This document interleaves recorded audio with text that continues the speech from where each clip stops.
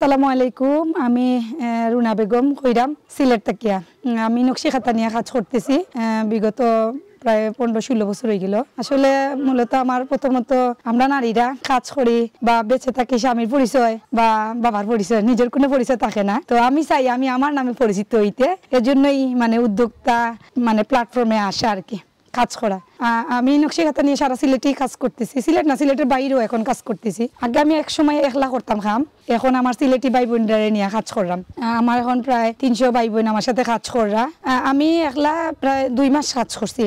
কাজ করার পরে দেখছি অনেক মহিলারা বেকার বইতেছে, কাজ নাই, হেরা এখন আপনারা কিছু কাজ দেও। তখনও দেখছি মার্কেটের চাহিদা বাড়ি গেছে প্রোডাক্টর, তখন আমি মানে মানুষ নিয়োগ দিছি 5-6 জন। তো 5-6 জন করতে করতে আজকে প্রায় 300+ কাছাকাছি। না তারা কোনো আমার প্রতিষ্ঠান বলতে এখন ছোটখাটো একটা প্রতিষ্ঠান আছে, যেখানে আমি মালগুলারে রাখি বা ডিজাইনগুলা রেডি করি, কাটিং করি, মালগুলা মেশিনে জুড়াই মারা দেয় এগুলা। তারপরে যারা কর্মী, আমার কর্মীরা পুরা তারা বাসাত নেন গিয়ে নিয়ে তারা সেলাই করেন, সেলাই করিয়া পরে আনিয়ে আমার কাছে দিয়া যায়, পরে আমি মার্কেটে এগুলা সেল দিই আর কি। সিলেটে তো একবারে আপনি এদিকে দরগা থেকে শুরু করিয়া একদম আপনি দুফা দিকে বার পর্যন্ত জিন্দাবাজার বন্দর সব মার্কেটগুলোতে আল্লাহর রহমতে সেল দিলাম। আমি আমার যে কেউ চিনে না ইলা কিছু না, সবাই এক নামে চিনে। জি আমি কদিন আগে আল্লাহর রহমতে বিজনেসের প্রায় 16 বছর পরে আমি কদিন আগে ফেসবুকের মাধ্যমে এক আঙ্কেল দুবাই তখন তাই না আমার 500 পিসের অর্ডার দিছেন।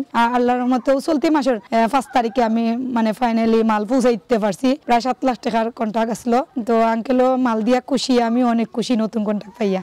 আমার এক ছেলে, এক মেয়ে আর হাজব্যান্ড আর আমি। কাজটা তো মূলত আসলে আমরা থান কাপড়গুলা ঢাকা থেকে ক্রয় করার পরে আমি নিজে কাটিং করি, মানুষ দিয়ে কাটিং করাই না, এখানে অনেক কাপড় নষ্ট হয়ে যায়। তো আমি কাটিং করার পরে আমার 2টা কর্মী আছে, তারা সেলাই মেশিন আর কি জোড়া দেয়, জোড়া দেওয়া লাগে না তো খেতা রেডি হইতো না। তো জোড়া দেওয়ার পরে তারা আবার আনিয়া দেয়। আমার আর 2 জন কর্মী আছে, তারা ব্লকে কাজ করে, আমি নিজেও ব্লক বলতে ডিজাইন আর কি, ডিজাইন করার থাকি। তো ডিজাইন করার পরে আমি ফিল্ডে আমার যে কর্মীরা আছে 300 মানুষের কাছে পৌঁছাই দিই, কেউ আইয়া নেয়, আবার কেউ বাসা তো নিয়া দেই।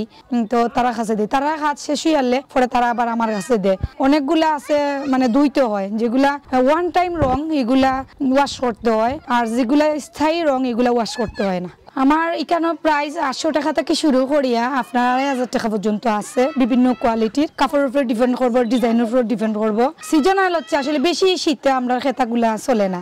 এই এখন আবার শীত কাটি গেছে আল্লাহর রহমতে, সিজন আইছে আমরা বিজনেসর। ঈদের পরে তো আরো ভালো বিজনেস হয়, কারণ সিলেট তো বেশিরভাগ লন্ডনেরা আয়, আর আমরা সিলেটের খেতাগুলা খুব পছন্দ করে।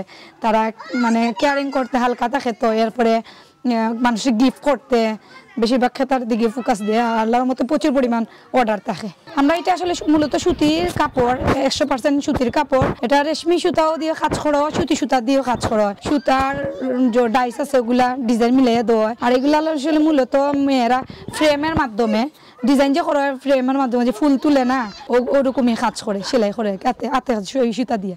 আসলে আপনার যদি চাহিদা মতো ডিজাইন মতো দেন বা কাপড়ও উন্নত মান করেন তো একটু প্রাইস বাড়বো, কারণ আপনার লাগে ডিজাইন রেডি করে দিলে আমার ডাইস পাল্টাইতে হইব বা কর্মীর ক্ষেত্রে মজুরি একটু বাড়াইয়া দিতে হবে, কাজের গতি বাড়ে গেল। আর আমার এমনি পাইকারি হোলসেল হইল গিয়ে একটা বিষয়, আর অর্ডার হইল গিয়ে আর একটা বিষয়। ইনশাল্লাহ 16 বছর ধরে করলাম, 300 বোনেরা কাজ করে। আসলে সিলেট আমরা এলা কর্মস্থলের জায়গা নাই, আমি আরো 300 মানুষের 300 আছে, আর 300 মানুষের কর্মস্থলের জায়গা করে দিতাম যদি এরকম কোনো সুযোগ পাই। আমার তো এত আর্থিক অবস্থান নাই, পুঁজিও কম, যেটা দিয়ে আছে মোটামুটি চলে যায়। তো পুঁজি কমের কারণে আরো মানুষের কাজ দিতে পারলাম না। নিতে পারবে, কাজ যদি করতেছে আমার সাথে যোগাযোগ করে উনি কাজ করতে, ওইটা তো বাসাতে বসে করে কাজ শেষে গেলে নিয়ে দিয়েছে। আমরা উনি চয়েস করবে, ওনার যেটা পছন্দ চয়েস করার পরে আমরাই ডেলিভারি দিয়ে দিই। আসলে প্রথম সাপোর্ট পাইছি না, মার্কেট গেলে মানুষের নানান কথা কইছে। সন্ধ্যার আগে বই আমি বন্ধু বাজার থেকে বাসাতে পারছি বড়াইতাম যে কিতা না কিতা হয়ে যায়। আজকে রাতকে 2টা বাজে গেল বন্ধু বাজার, কোনো সমস্যা নাই। আর ফ্যামিলির সাপোর্ট প্রথমত আমার হাজব্যান্ড হইতে না করছিল না এটার দরকার নাই আমরা, আমি ওইটা করছি না আমি করমু আর শেষ আমি দেখিয়া সারমু। কারণ আমি প্রথমত টেইলারি কাম করতাম, ঘরে ঘরে টেইলারি কাজ আসলো, কাজের তো ডিমান্ড নাই, 10 টাকা 15 টাকা একটা ব্লাউজ সিলাইয়া 2007 সালের কথা কইরাম আগিটা। তো ওইলা ডিমান্ড নাই, তো চিন্তা ভাবনা করছি নতুন কিছু করতে হবে আর নিজের কাজ করবো, এবং পাশাপাশি আরো 20-30 জন মানুষের কাজের কর্মস্থল করিয়া দিব, ওটাই আমার টার্গেট আসলো। আসলে আলহামদুলিল্লাহ আমি কাজ করিয়া লাভবান হয়েছি। শুক্রিয়া আল্লাহ দরবারে। আমি এর সময় মাথা গুজাইবার ঠাইর জায়গা আসলো না, আমি 4 ডিসিমেল জায়গা কিনছি, এয়ারপোর্টও বাউন্ডারি দিছি, একটা বাড়িও দাঁড়া করাইছি, কিন্তু আর বাড়ির তো দিতাম পারছি না। আপনার সহযোগিতার দোয়া ইনশাল্লাহ নেক্সট পুরা হইব আর কি। আমি কাজ করি তাইনের লগে উৎসাহ করে, তাই ডাহে আহে পাওয়া যায়, সব বিপদে পাওয়া যায়, এর লাগি করি। আর ঘরের কামের পাশাপাশি যে আমি কাম পাই এটা বালা নানি আমার লাগে এর চলে, মানে আমার 8 খরচ। আমি তো আর সবসময় সিলাই না, আমার 8 খরচের পয়সা, মনে করো ঘরের কামের পাশাপাশি আমি 8 খরচের পয়সা। মনে করেন যে সময় আমার বাচ্চা ছোট ছিল, বড় ছেলেকে ভর্তি করছিলাম স্কুলে, তখন দেখি একটু হিমশিম খাইলাম, পরে দেয়া তো আপার কাছে আইয়া খেতা নিছি আমরা।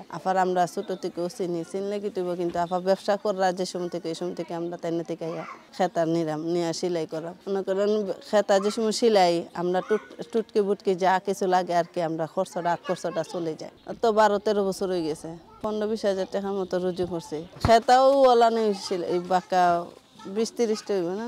প্রাথমিক অবস্থায় আসলে আমরা একটা মানে সামান্য কিছু কাপড় নিয়ে আমার ওয়াইফে মানে একটু চাইছিল আর কি নিজের গরর লাগি মানে এটা কিছু আবিষ্কার করতা। লাস্টে দেখা যায় মানে বেশ কয়েকজনে এলাকার মানুষ কইলো যে এগুলা মার্কেটে সেল দিলে তো ভালো একটা বেনিফিট পাওয়া যায়। এই আমরা এই থাকি এই 2008 সাল থেকে আমরা এইটা না ফ্যামিলিগতভাবে ফেস বলতে কি, ফ্যামিলিগতভাবে ফেস করলে তো আমিই করতাম, আমার ওয়াইফ যেহেতু একটা করে, তো আমি তো সব দিকেই মানে আমি সব কিছু ফাইতেছি বা উনি কাজের ফাঁকে ফাঁকে কিছু এগুলা করতেছে, তো এগুলো আমার কোনো সমস্যা নাই বা আমার ফ্যামিলি থেকে কোনো সমস্যা নাই। এইটা তো ভালো, কারণ আমার উচিল্লায় যদি একজন গরিব প্রায় আমার এইখানে যারা কাজ করতেছে মহিলারা মানে বেশিরভাগই মানে অসহায়, যেগুলা বাচ্চা কাচ্চা পড়াইতে পারতেছে না, বেতন দিতে পারতেছে না বা কোচিং পড়তে যেতে পারতেছে না, এগুলোরই আমি নিয়োগ দিতেছি মানে বেশিরভাগই। বড় প্রজেক্ট বলতে কি আমরা তো অনেক আশা আছে সামনে দিই, বা অনেক আমরা দেশে বিদেশেও অনেক কিছু রফতানি হচ্ছে, আপনাদের মিডিয়ার সামনে কিছু প্রচার হওয়াতে আমরা গত কয়েকদিন আগে আমরা এই দুবাইয়ে একটা চালান মাল অনেক টাকার একটা প্রফিট পাইছি আমরা ইনশাল্লাহ, আপনাদের মাধ্যমে, মিডিয়ার মাধ্যমে বিশেষ করে।